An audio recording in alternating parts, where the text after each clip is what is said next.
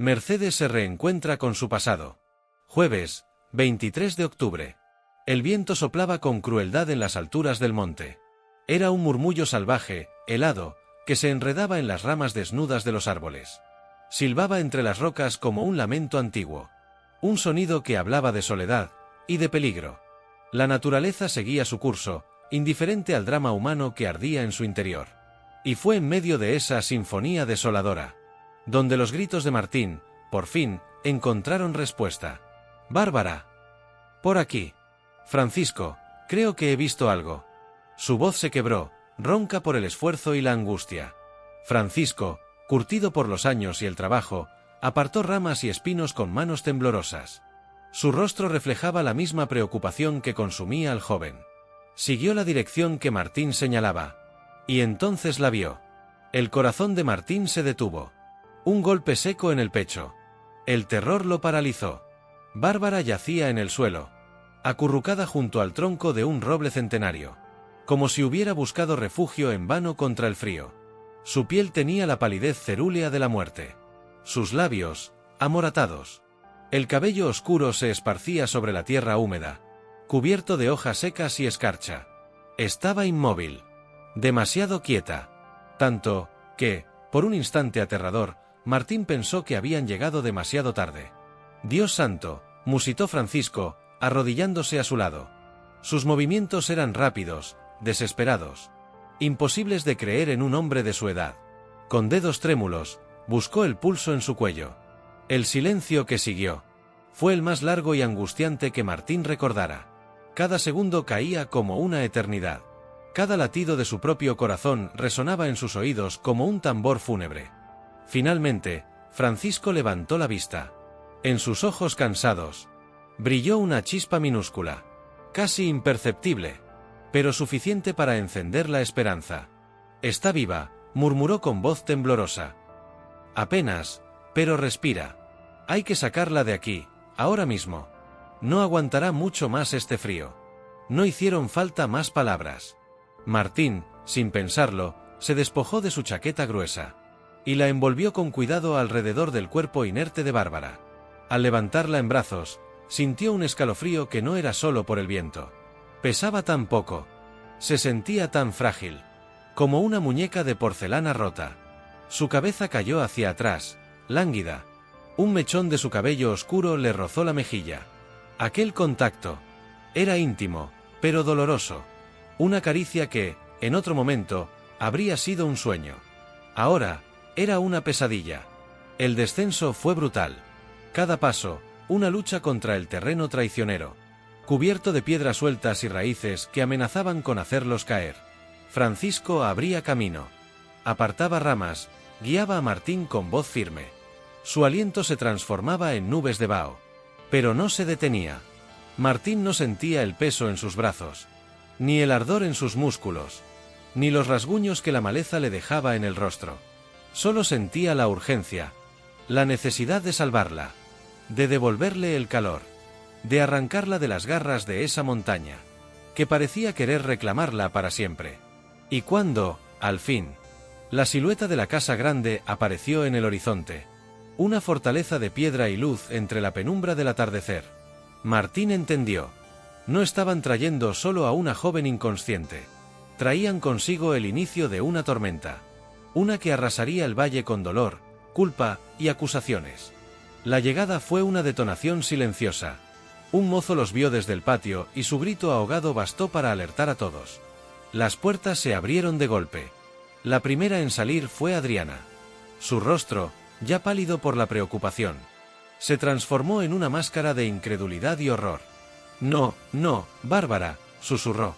Su voz apenas un hilo que el viento se llevó. Sus piernas flaquearon. Por un instante, pareció que iba a caer. Leonardo, que venía justo detrás, la sostuvo. Su propio rostro era un retrato de angustia. La escena se congeló. El mundo se detuvo.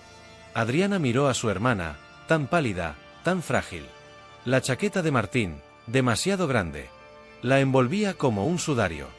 Su cabello, normalmente recogido con esmero, caía ahora en desorden sobre el hombro del joven.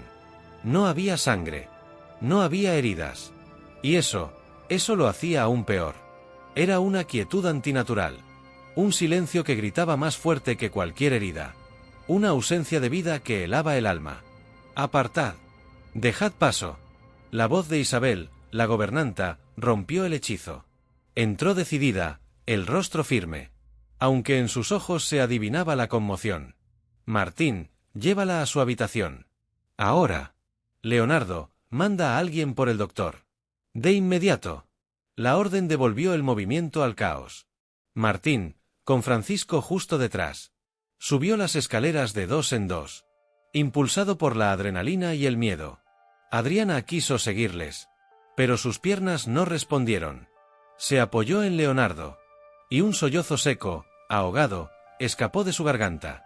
Era el sonido de un corazón. Que empezaba a romperse.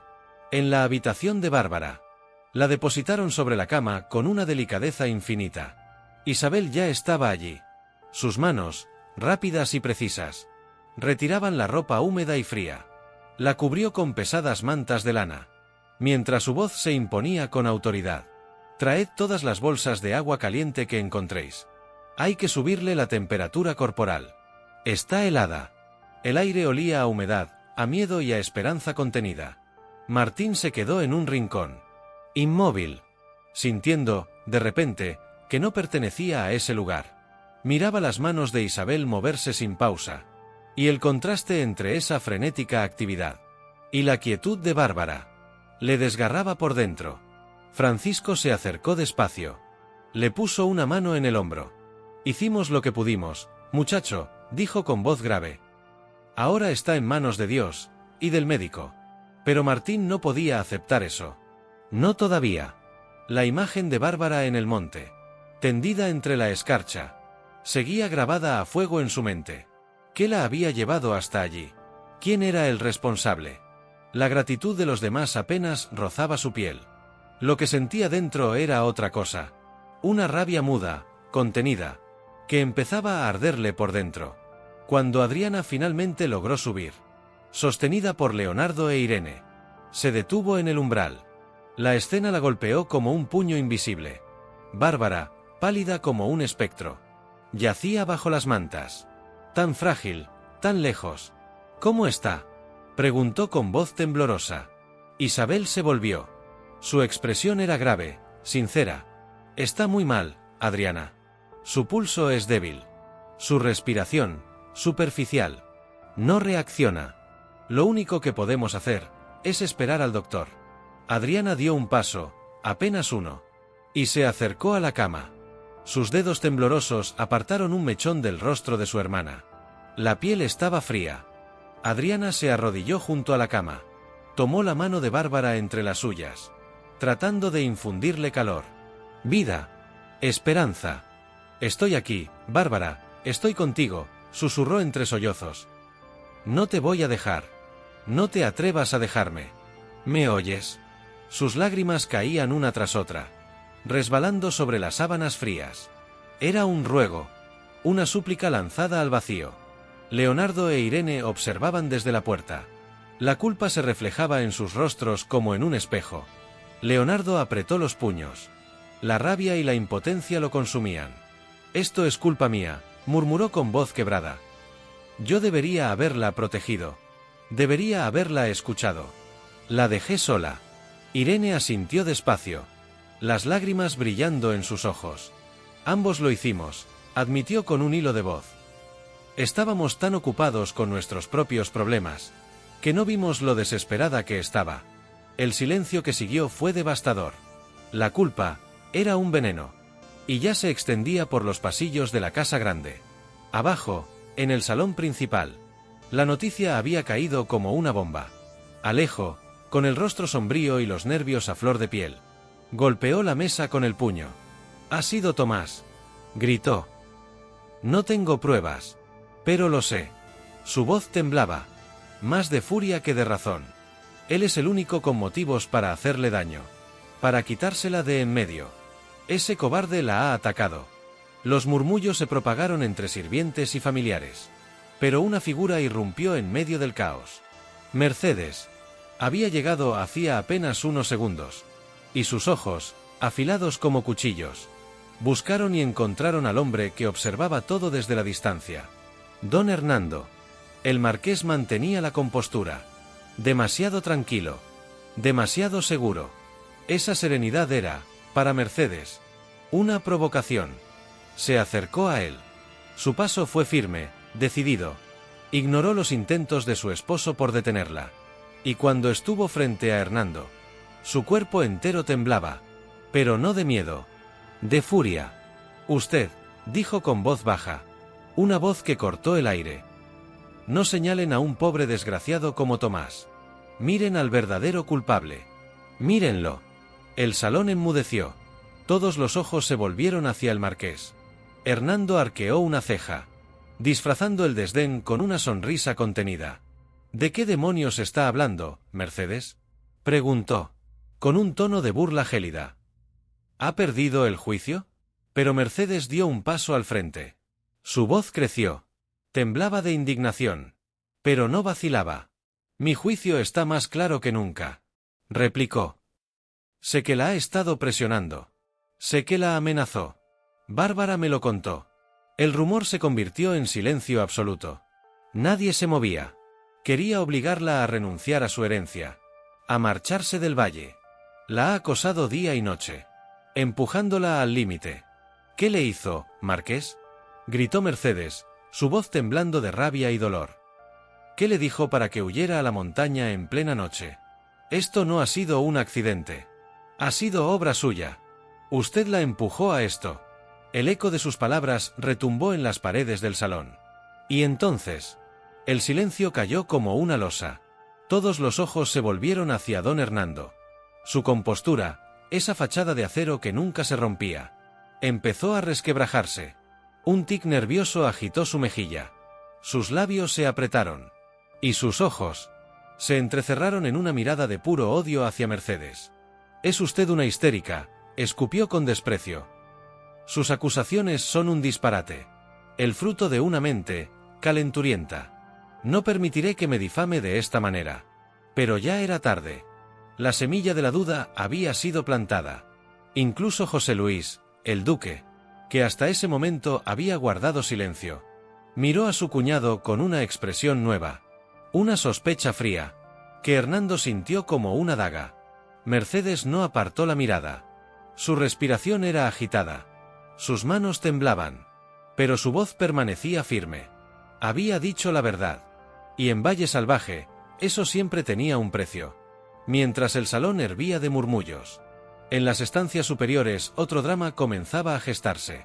Victoria, la duquesa, había regresado a su habitación tras recibir la noticia del hallazgo de Bárbara. Su preocupación por la joven era real. Pero no era lo único que la atormentaba. Sus ojos recorrieron la habitación con nerviosismo, hasta que se detuvieron en la pequeña mesa junto a la cama. El espacio estaba vacío. El lugar donde debía reposar la talla de madera, su más preciada y secreta posesión, ya no estaba. Un escalofrío le recorrió la espalda. No podía ser una coincidencia. La desaparición de Bárbara y el robo de la talla. Dos hechos, unidos por una misma sombra. Su mente, aguda y desconfiada, empezó a conectar los puntos. Cada pieza encajaba con una claridad inquietante. Salió de la habitación con paso decidido. Llamó a Atanasio, su hombre de confianza. «Encuentra quién ha robado la talla de mi habitación», le ordenó, con voz baja pero cargada de urgencia. «Revisa cada rincón, interroga a quien sea necesario». Hizo una pausa. Su mirada se endureció. «Sospecho de todos, pero especialmente de quienes han mostrado un interés inusual en los asuntos de esta casa». Atanasio asintió. Su rostro, una máscara de piedra. «Sospecho de Tomás, mi señora», respondió sin titubear. «Ha estado merodeando por lugares donde no debería». «¿Y Luisa?» «Ella parece saber más de lo que dice». Victoria lo miró con frialdad. Ni un temblor en su voz. «Entonces presiónala», ordenó. «Descubre la verdad. Y hazlo ya». Atanasio no perdió tiempo. La encontró en la cocina, intentando pasar desapercibida.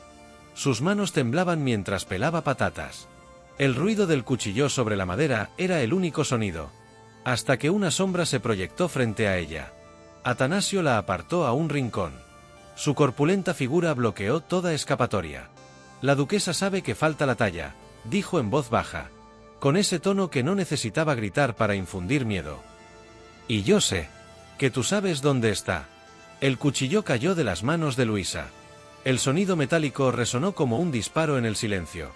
Habla, Luisa, susurró Atanasio acercándose un paso más. Habla, antes de que la duquesa pierda la paciencia.